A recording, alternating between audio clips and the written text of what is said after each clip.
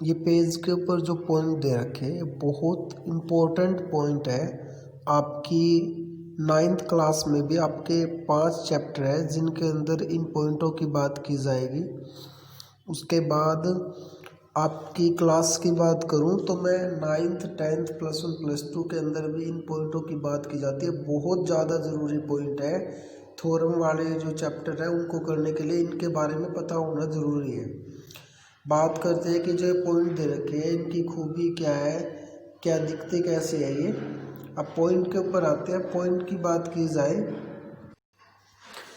Point एक dot, ये जो है ये एक पॉइंट है, वैसे थोड़ा बड़ा बनाया गया। ये जो आपको अभी दिखाई दिया है ये पॉइंट है जिसकी खासियत होती है no length, no breadth, no height.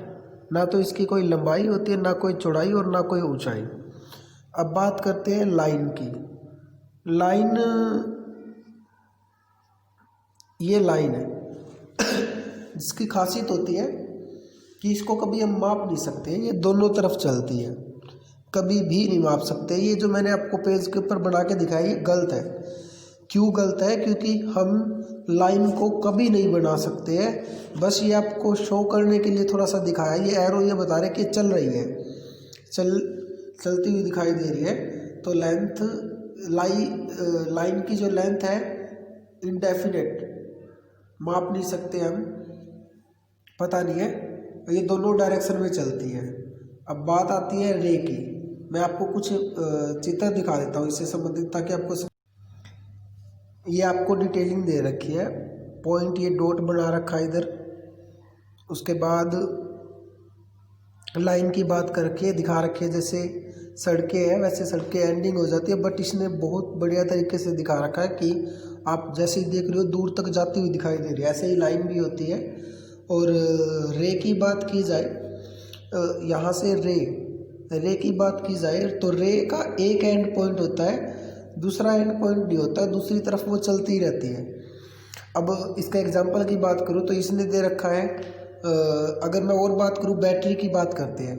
अब बैटरी के अंदर क्या होता है, बैटरी के अंदर जब वो रोशनी जाती है तो आपको पता है इस साइड में कोई लाइट नहीं जाती, लाइटें जाती है इस तरफ।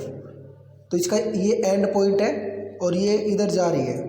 अगर दीवार आती है तो फिर रुकती है, बट नहीं तो जहाँ तक उसकी कैपेसिटी है वहाँ तक जाती है। तो ऐसी ही रे की खासियत है कि उसका एक एंड पॉइंट होता है। लाइन सेगमेंट की बात करें तो लाइन सेगमेंट के अंदर 2 एंड पॉइंट होते हैं जिसको हम माप सकते हैं। खासियत क्या होती है कि जो लाइन सेगमेंट है वो एक लाइन का पार्ट होता है, एक हिस्सा होता है। ये जो लाइन है हमारी, इस लाइन का एक हिस्सा है। लाइन को हम माप नहीं सकते हैं, लेकिन लाइन सेगमेंट को माप सकते हैं हमेशा। यहाँ से रे को भी नहीं माप सकते हैं। तो लाइन सेगमेंट क्या है, एक लाइन का पार्ट है, एक लाइन का हिस्सा है और इसके 2 एंड पॉइंट होते हैं। एक ये एंड पॉइंट है, एक ये एंड पॉइंट है। एंड पॉइंट को शो करने के लिए याद रखना उसने ये दिखा रखा, अगर आपने एरो बना दी इधर दोनों कोनों पे तो वो आपको लाइन शो करेगा। ये लाइन को शो करेगा 2 एरो, और ये जो डॉट लगा रखे उसके एंडिंग पॉइंट पे वो शो करेगा लाइन सेगमेंट को। अब एंगल की बात की जाए, एंगल क्या होता है, किसी पॉइंट से जो 2 रे निकलती है उन दोनों रे के बीच में जो जगह होती है वो एंगल कहलाता है हमारा। इसमें दे रखा है 2 ray that share an end point. जो 2 रे है उनका एंड पॉइंट सेम है, एक ही हो, तो वो जो बीच में येलो कलर का शो कर रखा है ये वाला पोर्शन, ये एंगल होता है। अब आगे नेक्स्ट पॉइंट की बात की जाए, इंटरसेक्टिंग लाइन। इंटरसेक्टिंग लाइन क्या होती है, 2 लाइन होती है जो आपस में इंटरसेक्ट करती है, काटती है। ये पता होना जरूरी है क्योंकि इंटरसेक्टिंग लाइन के अंदर हमें कई पॉइंटों के बारे में बात करेंगे, इससे कई क्वेश्चन क्लियर होंगे हमारे यहाँ से भी इंटरसेक्टिंग लाइन के अंदर। उसके बाद बात की जाती है परपेंडिकुलर लाइन। ये जो हमें शो हो रही है ये परपेंडिकुलर लाइन है जो आपस में इंटरसेक्ट भी करती है और 90 डिग्री पे इंटरसेक्ट करती है, 90 डिग्री का एंगल बढ़ाती है। उसके बाद पैरेलल लाइन की बात की गई है। पैरेलल लाइन की खासियत ये होती है कि आप कितना ही आगे चले जाओ, कितना ही पीछे चली जाए, वो दोनों लाइनें आपस में कभी नहीं काटेंगी, कभी भी नहीं काटेगी। जैसे रेल की पटरियाँ होती है, अब आप रेल की जो पटरियाँ होती है, जो बीच में जो गैप होता है वो हमेशा इक्वल होता है, वो कभी भी आपस में मिलती नहीं है।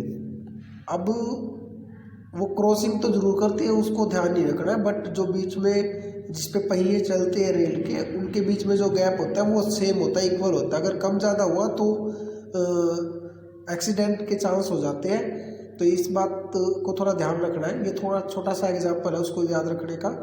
तो ये आपको क्लियर हो गया पॉइंट क्या होता है, जिसकी no length no breadth no height line जो दोनों डायरेक्शन में चलती है, जिसको हम कभी माप नहीं सकते हैं।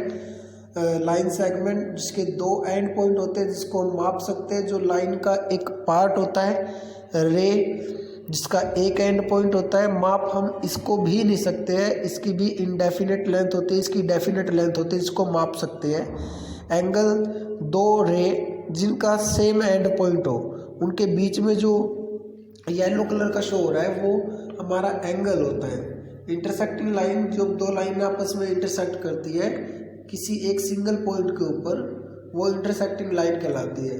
परपेंडिकुलर लाइनें जो इंटरसेक्ट करती है 90 डिग्री के एंगल पर, ये शो हो रहा है, ये येलो कलर का जो एंगल है वो 90 डिग्री को उसके बाद पैरेलल लाइन की बात मैंने बता दी। पैरेलल लाइनें वो लाइनें होती है जिनके बीच का जो गैप होता है वो सेम होता है। थोड़ा एग्जांपल के लिए देख लो इधर से। सपोज करो कि ये दो पैरेलल लाइनें हैं, अब इनके बीच में यहाँ पे गैप 4 का है, तो ये नहीं कि आगे जाके कम हो जाएगा। इधर अगर आप चेक करोगे तो इधर भी 4 होगा, तो इसका मतलब ये दोनों लाइनें पैरेलल हैं। इनके जो बीच का जो गैप है, ये जो गैप है ये सेम है, चाहे कितनी आगे या पीछे ले जाओ, ये आगे कभी भी आपस में काटेगी नहीं। अगर ये ऐसा होता है कि ये इधर जाके इधर तो 4 है और इधर 2 है, तो इसका मतलब ये पैरेलल लाइन है ही नहीं, आगे जाके इंटरसेक्ट करेगी, काटेगी अपने आप में एक दूसरे को। तो ये पॉइंट आपके क्लियर हो गए। जय हिंद।